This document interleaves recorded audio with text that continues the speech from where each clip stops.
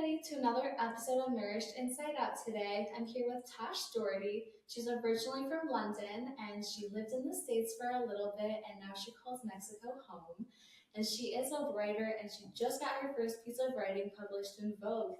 I did. Thank you so much for joining us today, Tash. Oh, you're so welcome, Aneta. Thank you so much for having me. Absolutely. Do you mind telling us a little bit about your journey from living in London and what made you want to go to the States? I started going to posh private schools when I was a kid, and there was so many rules in my schools. It was really annoying. And I was constantly, wearing like polished, perfect little red shoes. And so I think that just made me question every single rule that there is out there.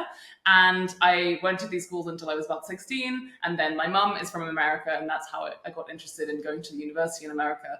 And I originally went to a very, intense business school in Pennsylvania, and I learned a lot there, but it wasn't exactly the creative environment that I had always dreamed of. I had these dreams of publishing my first novel since I was about 15 years old. So eventually, once I was done with all of that and working in tech for a couple of years, I decided to quit my job, quit my life in New York, become a writer, become an author, and move to Mexico City. And that is what brings me here today.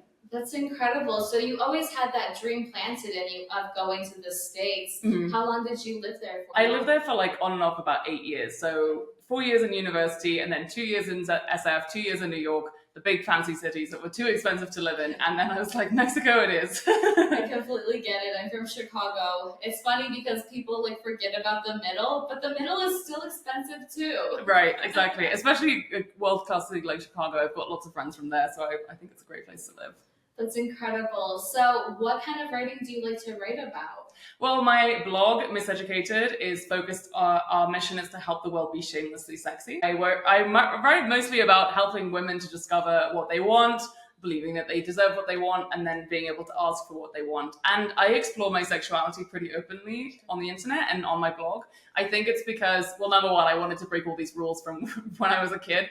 So it's kind of like a, giving the finger to the system in a weird way, and just having fun with it, I think, as well. There's so many things that I wish that I had learned from other women growing up, but as the oldest of 4 children, I never had, a female who was even a couple of years older than me in my life that I could look up to or learn about these things. I had to learn a lot of these things the hard way on my own. And, whether it's going to the doctor to get birth control for the first time, or having your first period, or having sex for the first time, I just wanted to capture all of those experiences in my first book, These Perfectly Careless Things.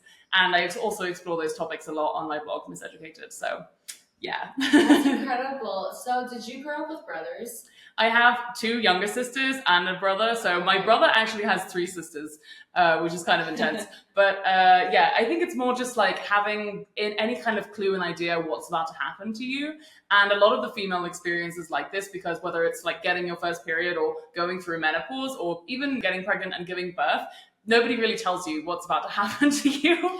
These are all human bodily experiences and bodily functions. And I just wanted to make my experience known out there so that people can say, hey, I'm not the only one who, is pleased or masturbates and enjoys this type of sensation and pleasure.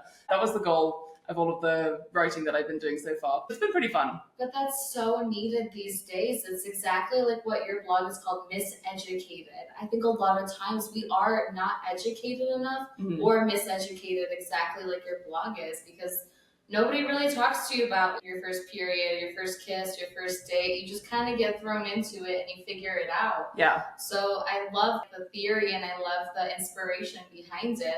How long have you been writing on your blog for? I started the blog, I got the handle about 4 years ago. It was actually really crazy because I just celebrated 3 years since I quit my full-time job and at Vox Media in New York. And I actually had pitched the concept of Misseducated to the Vox Media team. And they just, I was in the business department, so they weren't particularly interested in these topics. Or they said that most of the topics had already been covered by their subdivision, which is called The Cut. I had all these stories in mind that I wanted to cover, and I had been interviewing a lot of femtech founders and those kinds of things. I have a lot of female friends who are building amazing companies in women's health, and I just wanted to showcase their stories. And then I really started writing formally on the blog in 2022. So it's been a couple of years now, but I made a promise to myself to publish a story every single week on Fridays since August about 2 years ago. I managed to do that. Even if the quality of the piece is not exactly perfect, just as a writer, getting in that cadence of pushing publish every Friday, I think is really important. So I've learned a lot from doing all of that, which has been fun. That's so incredible. And a lot of times when we're growing up, the people who are raising us, they tell us, oh, we're not going to talk about it because you can learn in school. Well, that was for me at least. My mom was like, we're not going to talk about sex because that's what school is for. How have you been able to impact and help other women and other females who are growing to be into women? Yeah, well, a really fun story about this specifically is that I have a family friend who's about 10 years younger than me. And she read my article, which is called How to Achieve Orgasm Equality. And it's the top 10 tips that I put together from reading a bunch of different psychologists on this topic, including some of my own personal experiences of like how to help women have orgasms. And she actually showed this piece to her teenage boyfriend, and her boyfriend has been like giving her tons of orgasms, and she's been having so much pleasure. And I just think back to, don't get me wrong, loved my high school boyfriends, but they weren't exactly eating me out in the way that was, super pleasurable. I don't think I had my first orgasm with a partner until maybe I was like, I don't know, in my 20s. So I think that was really special to realize that my work is actually being read by younger women. And maybe if we could train some of the younger men for these heterosexual relationships, that they could have more pleasure. And my other favorite aspect of this is my friends' mums have also read this piece, and they're in their 50s or their 60s, and they're recently divorced, or they're going through a renaissance in their own intimate relationships. So just getting to also hear from them being like, don't tell, my mutual friend or something, but this is my friend's mum saying, I've had an amazing experience with my new husband. I bought some toys for myself, or those kinds of things. So it's been really awesome to see my work have an impact in the world and to know that I'm not alone. And one of the biggest statistics that I pulled out of that whole experience was that of about 40 men that I've had sex with in my life, only 3 of them have been able to make me orgasm. And that's a lot lower than the statistics and everything say, out there in society in the world based on studies that they do on female pleasure. So, it can be done. But basically, I just wanted to train all of the men that I'm going to sleep with better on how they can please me, which is very important. But you're not alone. It's not just about the male getting his pleasure. We need our pleasure too. It's called balance, Right. It's not a one-way street, it's a two-way street. So if you're getting pleasure, it should be reciprocated back. Yeah. Which is so valid. Yeah. And many men want to also please women, but what I try to work on is orgasm equality, because even women can have multiple orgasms. I think the most I've been able to do is like 6 or 7 in a single setting, right? So as long as we're having one or more orgasm, we can try to get like equality back in terms of the whole history of how many men have just been orgasming in our sexual relationships and when women haven't been. If you're one of those women out there who you could have multiple orgasms, be sure to try and have as many as you can with your partners who you trust. So, yeah. I love that. So how has your relationships improved after you learn and to write about this? How have your personal relationships improved?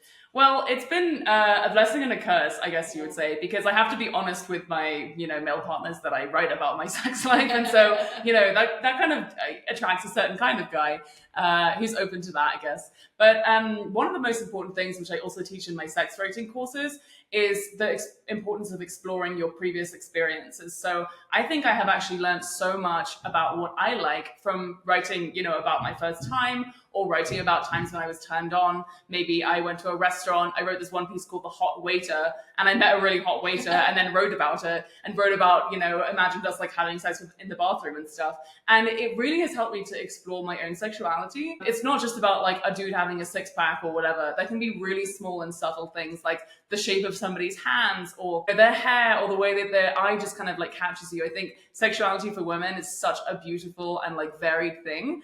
And so that's what I want to do more in my workshops, is to teach people how to write and reflect on a sexual experience that you had.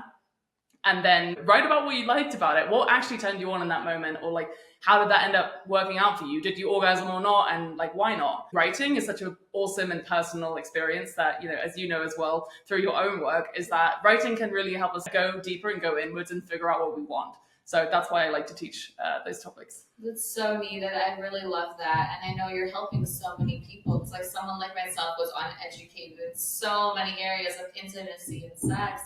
But I have a question. What was your life growing up? Did you come back from like a religious background, or did you feel like shame around these kinds of topics, or can you take us through that? Yeah, so I actually was recently triggered very seriously. I went on a retreat for about 5 days, and it was basically a very programmed retreat. You know, they had certain times you were supposed to be at breakfast, lunch, dinner, etc. And it reminded me so much of my schools that I went to that I was mentioning when I was growing up.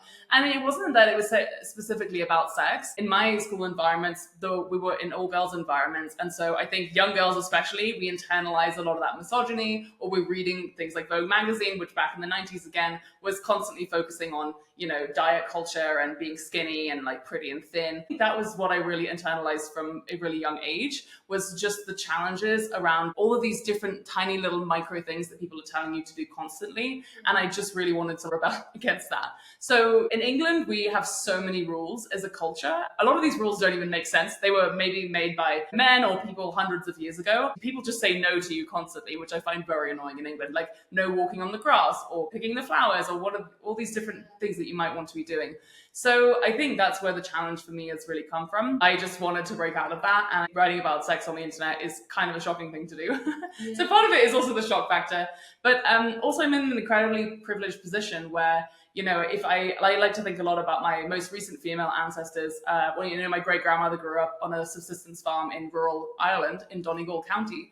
And maybe she wanted to write, you know, maybe she had aspirations and dreams to like share her voice, but women for like thousands of years have not had the ability to do that. And so basically I just want to take advantage of all of the privileges that I have now, whether that's my education, these kinds of platforms, to just say whatever the hell I think I want to say in this lifetime. And I think that's going to be my completion, my transformative narrative arc as a person. That's like such the beautiful thing about writing, though, is you really get your thoughts out there, whether you're journaling or you're looking to write a book or a blog.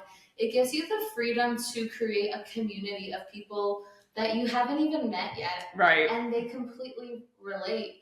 For me, I was going through some really challenging times, like with my partner in the past, and I felt like nobody could relate. But then when I started to write and I started to voice what I went through, I started to meet so many people who could relate. Yeah. And I think that's such an important thing, is just really getting your voice out there. Totally. Because so many people are waiting for you to write because they want to know about it. Right. And also these topics are very personal and private. That we don't need the institutions and the things in our world to be the same. I always remember like going to work and even one of my coworkers being like, I got my period quietly. And we were working in a mostly male dominated environment as well. But I just felt that was sad because, you know, these are a natural part of our human experience. And I think those aspects of the female experience have been left out for so long, and we need to do more to voice our experiences. Absolutely. It's what you said. There's still some kind of shame around it. Mm-hmm. Like, oh, I just had my period. Like, it's a normal human thing. Yeah. There's nothing to be ashamed about it. You're not acting out of emotion. You're not acting out of control. You're going through the normal human cycle. Totally. In fact, we would be probably worried if you weren't getting a period. Exactly. Like, you should be thankful. Yeah. So how do you help people? Like, is it solely writing? Do you do like coaching, or how do you typically connect with your audience? I write every single week. That's very important to me. And I'm also doing more of these sex writing workshops, as I was saying, but I want to actually be invited by more women's groups to do those. And be brought into different audiences and meet new people. So that's what I really like to do. The stories, like even my novel and stuff as well, like I want to continue to publish work and build that body of work so that people can continue to reference it. So writing is the main way that I like to express myself. And I guess that's a challenge that I face as well, because in this world, you know, we're recording everything on video right now, but sometimes I just want to write my thoughts and I don't necessarily want to like make a video about them.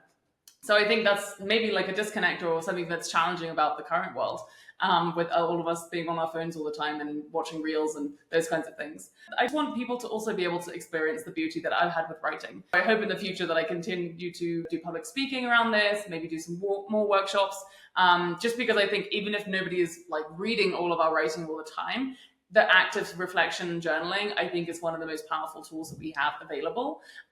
There's a lot of science around also expressive writing and how people who have experienced like big traumas or might be going through cancer, those kinds of things, with a simple journaling practice, you can, actually make yourself healthier, improve your mental health, those kinds of things. I just want to continue to spread the word of that tool. That's incredible. So going from England to Pennsylvania and New York, and then going to Mexico, do you feel like the culture and the community has influenced you in each way? Like, is one more conservative than the other? And did you feel like you were kind of hiding your writing in one area versus the other? Yeah, that's a really great question. I would say the culture between England, the US, and Mexico is quite different. Between England and the US, I think actually the only thing that they have in common is the language. I don't think anything else. Like, if you've been around English people, they're much more reserved, much quieter. Americans are super loud. I think Americans, because the country's so big, you have so much space that you can be loud in. But in England, we're a much smaller country, especially London. So you have to be just a bit more aware of like how you're coming off to other people. Americans have really taught me, the value of just being loud and shameless. Actually, I would say that's a huge thing that I've learned from being in America, and also just the beauty and comfort of eating incredible food. In America, you can really just like bite into a triple cheese hamburger, and everyone's like, "Oh my god, it's so amazing! It's so delicious." But in England, people will be like, "Oh, I've had a bite of a chocolate croissant. I really must, watch my weight, right?" Like it's a totally different aspect of food, and I think America can just be like so big and loud in so many different ways.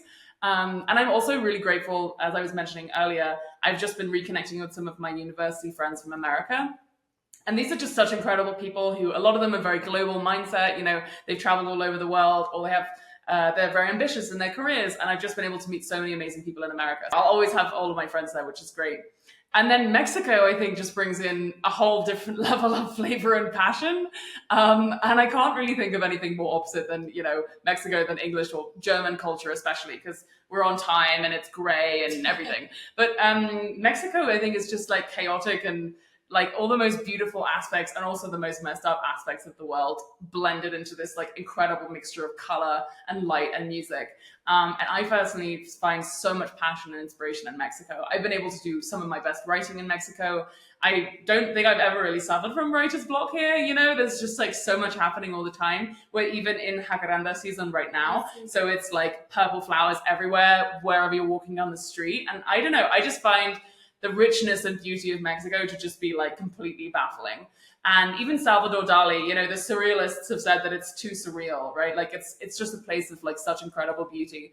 But it's also a very challenging place to live. And so I think, but Mexico, you're not afraid to wrestle with these questions of life and death, celebrating Dia de los Muertos and having a beautiful culture around death, I think is also so important. So I'm very grateful to Mexico, Viva Mexico, and I'm really grateful to be able to live here and do my work here. And I love living here. I can completely agree with you. I can't relate with England because I haven't been there, but living in Chicago, like I was not born, I didn't grow up in the city, but I grew up in the suburbs, and I feel like that's a really like conservative area. Totally. So that kind of like can relate with England, like it's just everybody knows everybody. You see the same people on the roads. The people you went to school with are usually the neighbors that you're seeing all around. And it's such a conservative place because I think people are so used to like the familiarity. They're also not that open. But then you go to a big city like Chicago and you have the ability to be who you are whatever you want. Yeah, and there's amazing cultures in Chicago. Black culture in Chicago is amazing. Yeah. Incredible, tons of Mexicans in Chicago. Yeah. I think it's probably one of like the largest Mexican cities outside of Mexico itself. I can't even imagine it's kind of a culture shock actually, probably to go from the quiet blandness of the suburbs to the inner city. I always like joke around like Chicago's like the second Mexico because it's like so lively. Like we have like the Mexican festivals, the tacos y tamales, we have like sueños, like the biggest reggaeton festival. So I always joke about that. But then like coming to Mexico, actually, I had no idea what I was getting myself into. I was just like, I heard the tacos were good. I'm going to go try it. I'm just going to pack my suitcase and I'll move there. Mm-hmm. So it's actually such a blend because even if you go to like a small town, like in Guadalajara or Oaxaca, it's still so welcoming and Yeah. so expressive. Yeah. And how has your experience been? Did you move here? Have you visited before you moved here? Well, I have this weird, I don't want to sound like one of those spiritual white women, Yeah. but I feel like every white woman who comes to Mexico is like, I just love Mexico. It speaks to my soul. But actually, I first came to Mexico when my mother was pregnant with me. My parents climbed like Teotihuacan for my uncle's wedding. Was also in Oaxaca, so they came on a trip to Mexico. So that's kind of crazy. But then my uncle, he's had some, I guess, let's just put it this way. He's had some Mexican wives.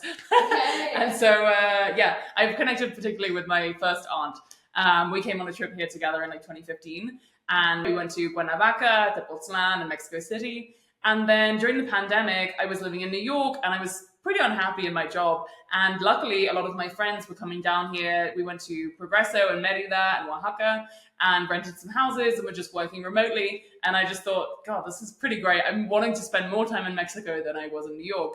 And that's how I ended up, moving here. But I think also the language has been a really awesome aspect of the culture for me. So one way that I love to, chat to people is just by speaking Spanish as much as I can wherever I go. So I've been really trying to improve my Spanish since I moved here. And I spoke like basic conversational Spanish when I moved here, but now I would say I'm like getting up to be fluent. I mean, people will take one look at me and they're like, okay, obviously she's probably not Mexican. But, when then I say, I don't know, any kinds of phrases that more local people would say, it's a really beautiful way to connect with people. So I think it's important to learn the language, like wherever you go. Completely agree with that. I moved here. I didn't even know por favor meant. Well, you're getting up there. So I had a lot of learning to do, and I'm still learning. But I think if you're gonna move somewhere, just really try to learn the culture and the language. Yeah. Because you're going to that culture, so don't try to change it. Don't try to make them adjust to you. You should adjust to them. Yeah. How has your experience been? Did you know anybody here? I knew one friend, actually, a really amazing storyteller called Marco Ailing, and he was running these storytelling events called Cuéntame, and he's still running those here. I highly recommend those shows. And when I went there, I actually met a bunch of people, all different kinds of, like, both foreigners and Mexicans. And so that was a great way that I got stuck into the community here and I first started making friends. But Mexico, at least in Mexico City, it's very easy to make friends, I would say. I don't know what your experience has been, but I at least started out there. And now that I've been here for 3 years, people have even come and gone, and it's quite sad. It can be transient in a way, but I still have some amazing friends that I met, the first couple of months that I moved here. And a lot of solopreneurs, people who are building their own businesses. One of my friends used to work in marketing, and now she's a photographer. So we have a small group where we kind of support each other to, continue to build our businesses and things.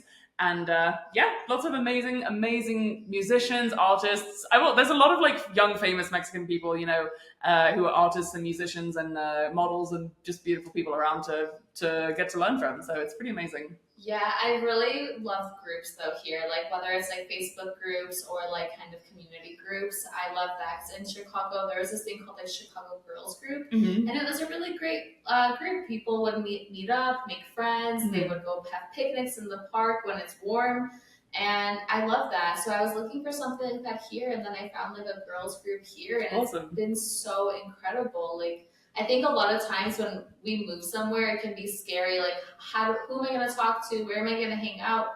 And what am I going to do? Because I moved here, I didn't have any friends. Yeah. I went to Cancun a month before I moved here. I went to a wedding, and my friend and I ended up going out after the wedding. And I met this guy, and he was like, yeah, I'm from Mexico City. It's pretty cool. And I just remembered that thought. I just remembered Mexico City is cool, and the tacos are good. I'm on my way. Yeah, sounds like a good idea. It doesn't take too much. So what was your experience like creating community in New York versus here? Well, New York, I was a bit spoiled in the sense that most of my university friends moved from New York moved from Pennsylvania to New York. So I was able to just reconnect with college friends there, but I think it's a much more difficult place to make friends in general. Yeah. I would also go to some kinds of like events, meetups, some like running clubs and things, but I'm also not a big fan of the weather in New York. So unless it's like sunny and nice outside, the summer is boiling hot and the winter, you're going to freeze to death. So I didn't really make that many friends, so much in my neighborhood, and it was the pandemic. So I think, unfortunately, I never really got to experience like the full New York or the real New York, if you want to say. Just based on the fact that everyone was working from home. And, we did go out and about in the city a little bit, but it was pretty quiet and empty at times. But yeah, I would say that my good friends from the university still live there. So if I'm ever able to go back, I like to crash on people's couches and stuff. And I do feel super grateful to have those people in my life. But yeah, I'm not regularly in New York. If anything, I prefer to spend time more in upstate New York, in the forests and the mountains. I just find that super beautiful. Much prefer that to New York City itself. Absolutely. So going back to your writing, do you mind taking us on the journey of how you wrote your book and the process through that as well? Because you do talk about a lot of topics that are not really common to talk about. So how was it in the beginning when you were first getting your writing out about sexuality versus to when you got it published? Yeah, it's been a journey and a half. So I also started writing this book, as I told you, when I was 14 years old. So when I was 14, I was not writing about masturbation. Maybe I was masturbating at the time, but I was not thinking about it, I was not thinking that I could put that in a book. And basically I wrote every single summer for 7 years. Because I had this dream, and my English teacher had told me that a girl in my high school had written and published her first book in a single summer. So I was like, how can it be? How hard can it be? I could definitely just publish my book, right? Well, anyway, it took me 7 years. And then once I got to business school, I was, very distracted. And I thought, I need to make lots of money. I need to work at all these companies and be, acceptable in the world of business, etc. And then I basically just suddenly got quite unhappy with that over the next couple of years. So when I picked up my manuscript again, it needed a lot of work. And I basically spent on and off 3 years rewriting it from that point until I was able to self-publish it. And it was not completely straightforward. I was also doing a lot of writing while I was also working at my job full time. I got some medical leave, which was good when I had something very traumatic happen to me. So I got to use that medical leave to write a lot, which is, I guess, the plus side of, having PTSD. Basically, I just decided that I really wanted to publish it. And I think that's the most important thing. With something that takes you this long, you just have to decide a date that you're going to put in your mind and you're going to publish it on that date. And finally, that date for me was in September of 2023. So I finally, got all this stuff together and actually did all the editing and copy editing, did the book binding and all that kind of stuff, and then self-published it at that time. It was a pretty big process, I would say, but those most intimate scenes a lot of it was inspired from journal entries that I had done over that time. So I had saved a lot of my journals from when I was 15. Sometimes I'll go to an event, and for example, I went to a party one night. This was in 2009, and I wrote everything that I could remember from that party. It was, a middle school kind of awkward teeny bopper party, and we were all kind of drinking for the first time, and something, I don't know, in my soul was just I need to go home and write every single detail that I could remember. So I had events like that came and could be used and kind of, alchemized a little bit and put into the book. And it was just a really, really great way to be able to catch what it feels like to be a 15-year-old girl, because that is the age of my character.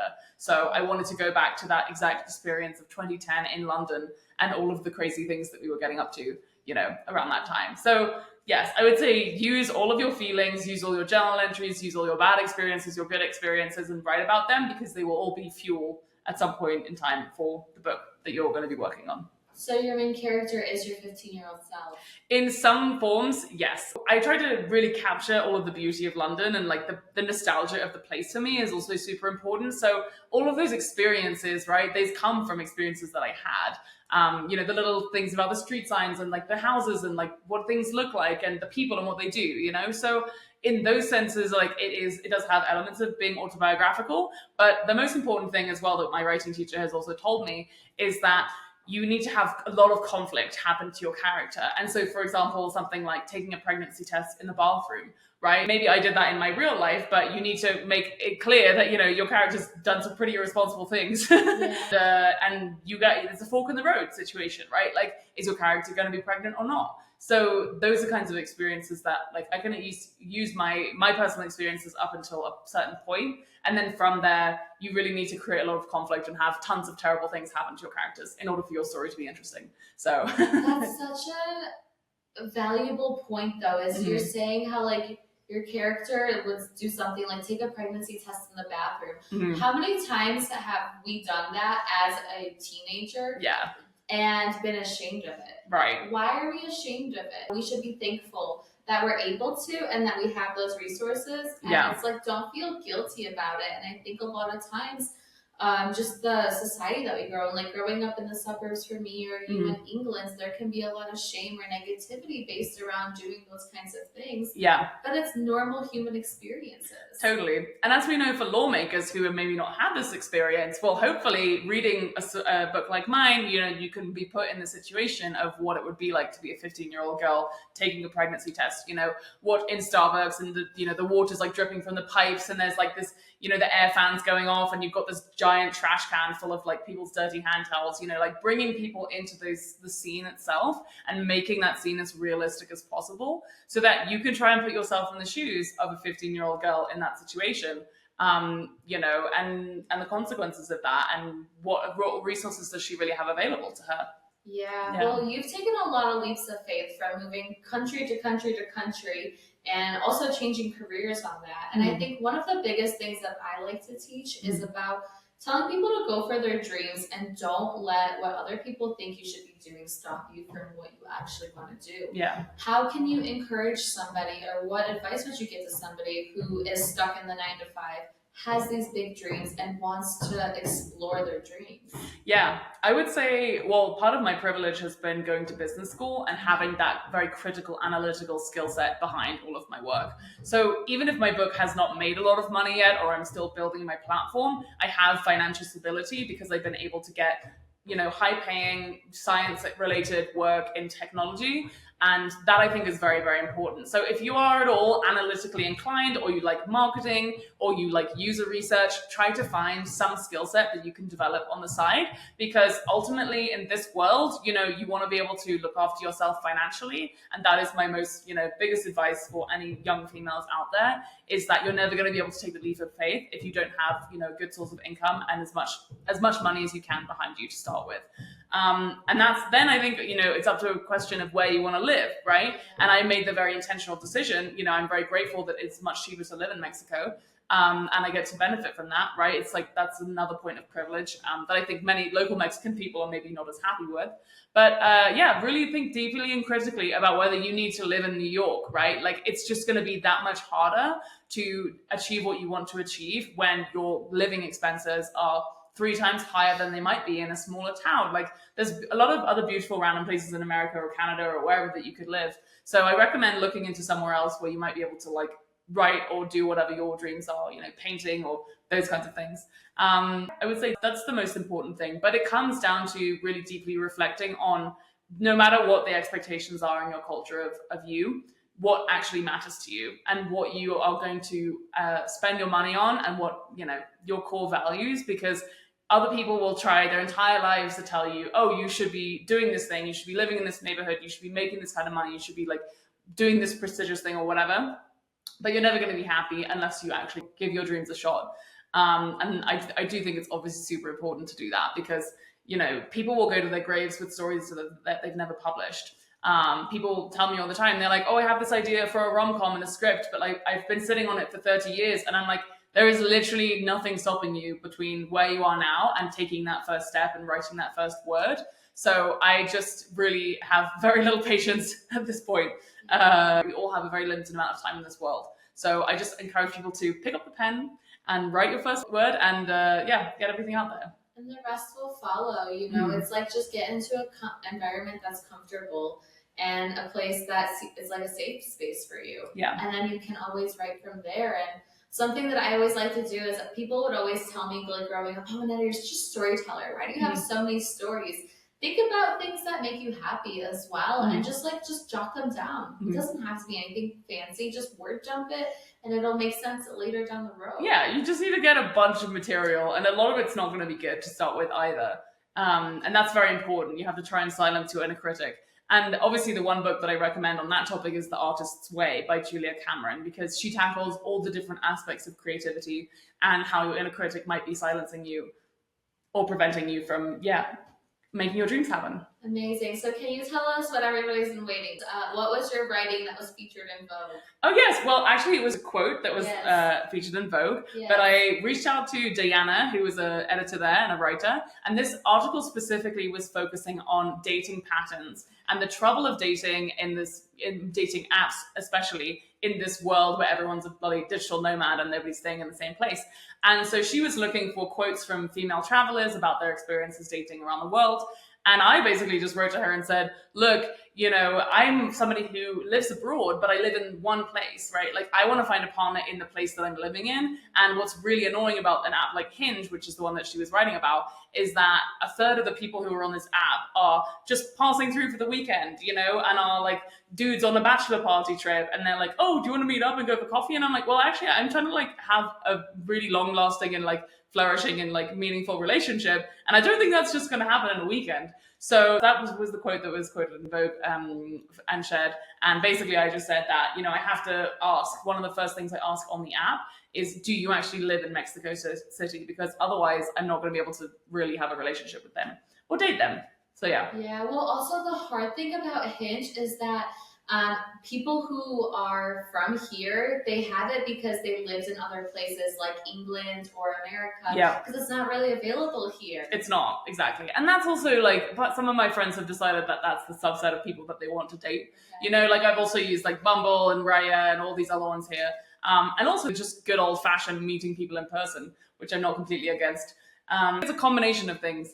But yeah, she was specifically looking for a quote about Hinge. So I had some strong opinions about it. That's incredible. I love that. And true, it's like, you know, it like blows my mind. Like, it doesn't blow my mind that much, but it still like kind of baffles me how like just looking at people that I went to high school with and just seeing them get married to each other and like stay in the same hometown, like it just really doesn't make sense to me. And like, go out and travel. You know, like there's so many incredible places, so many incredible people to meet. And there may be a language barrier or a culture difference, and that's okay, but that's like that's what makes life fun. Right. You're gonna learn so much more by being and existing in another culture.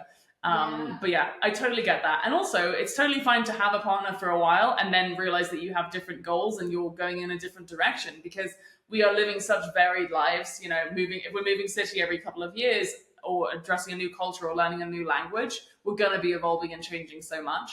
So that's what I think. You need to just either be with a partner who's going to help you grow, or just be single, because that's also great. Absolutely. Can we talk about that? Yeah, let's talk about being single. I think being single is a gift. Yes. It's a gift because you get to date yourself every day. Oh my God, amazing. You don't have to ask someone to take you out for lunch. You get to take yourself out for lunch. Yes, it's amazing. It's so beautiful. So like, moving here, you moved here single, right? I did, yes. Okay. How has the dating process been for you here? It's been a learning experience. I've written a very popular article about this, actually, called On Dating Mexican Men. Okay. So if you type in Google how to date Mexican men, you'll probably read this article. I wrote it for my friend who went to MIT, and she's a very statistics and sciencey minded person. So I drew some little graphs of like their English proficiency level versus, you know, their class, and all these different things that I had noticed about these guys. So, you know, and the amount of pleasure that we had, or the amount of times we had sex, and those kinds of things. So it's a very, very fun article. I recommend that you check it out. That's awesome. But yeah, recently I would say it's gotten a lot harder, because I think something happened like maybe a year and a half ago where I just accidentally started going on dates with people that already had girlfriends, but they like wouldn't tell me. And the chisme is just like happening so much constantly, you know, like it's just, I thought everyone was just, you know, walking down the road, having a great time, dating and whatever. But my God, like the level of gossip and cheating in this country is just like absolutely mind blowing. And so that has been a bit of a challenge. But yeah, ultimately, I think also I've grown a lot as a single person, and I've just turned 30 a couple of months ago.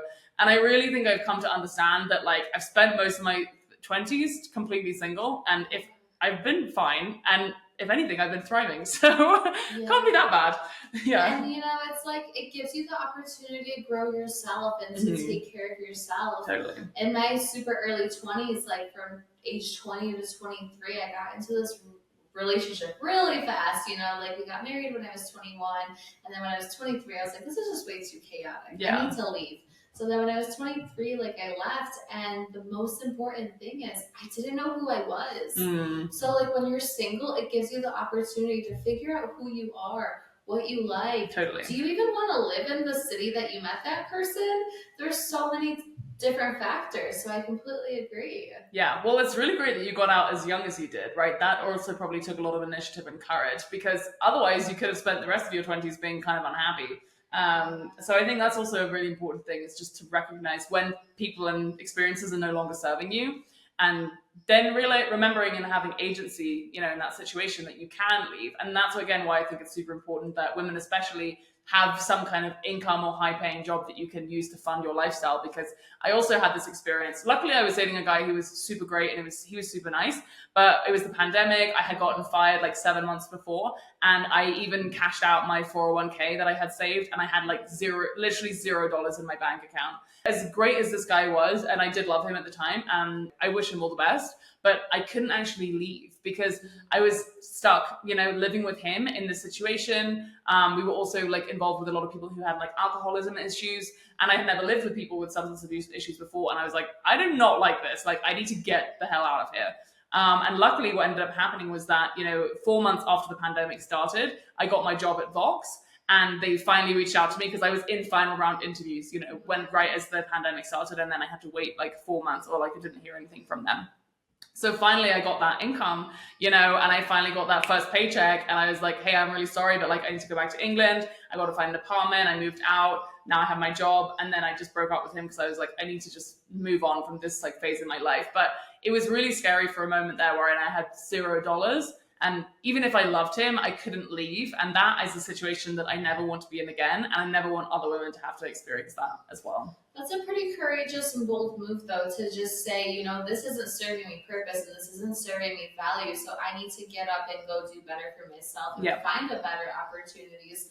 What advice would you give to somebody who is in that kind of situation but is scared to leave? Yeah, I mean, I've actually had a really important conversation on my podcast with a doctor. I think it's Dr. Tara Bates-Duford, and she's actually a specialist who helps women and other people in abusive relationships to leave in a safe way. So this is specifically around like domestic violence. So yeah, I'm not an expert in domestic violence by any means, but I recommend listening to the article and the interview that I did with her, because it's a much more dangerous situation than I think a lot of people realize. And when you leave is the most dangerous time. But there can be a lot of amazing things that you can do, like creating a safety plan, those kinds of things. And she specifically helped me to realize when an abusive relationship is kind of starting, right? So especially if you're like starting to date somebody, she says that the first sign is usually jokes that aren't funny. Right? They'll say something, they'll comment on your weight, or they'll like pick you apart, or they'll put you down a little bit in front of other people maybe as well. Even if you just kind of are not paying attention exactly and you let those jokes slide, that's when you know that they really actually don't respect you, and that is what usually leads in the bad direction. And then sometimes it can escalate into something like violence, or you're in a really, really bad situation that you can't get out of. But yeah, that stuck out to me from my conversation with her, is like, if your partner is making like mean-spirited jokes at you and is not valuing your opinion or doesn't respect you, that's like the first sign that you need to be like, ding dong, red flags, and then so that it doesn't escalate. Yeah, that's so true. I like how you worded that, when they start saying jokes that are not funny. Right. Because if we're gonna make jokes, it should be so that it's actually funny and it's like comfortable for both people. Totally. But when the jokes start to make the other person uncomfortable or try to push down on them, that's not funny. Yeah. That's just disrespecting them. Right. Like, without actually being a jerk right up front. Yeah. And if you don't address that when it first starts, then you become accustomed to it, right? And then that's normal for you. And then you're used to the person who's closest to you in your life constantly dragging you down. And that's when they can really wear down your self-esteem. And things just go, south from there. So I think it's very important to stick up for yourself in any kind of situation, especially even if, it's somebody who's like really, really super close to you. And even yesterday I was on Hinge, and this guy messaged me. I matched with a guy, and he messaged me. The first thing he said when he messaged me was, "Ride me and teach me Spanish." That was the first message. I didn't even say hello. No. And I screenshotted it, and I sent it to my friend, because we literally joke about this all the time. But it's just like, the first thing you're going to do is say some weird sexual joke and then like maybe I don't even want to teach you Spanish.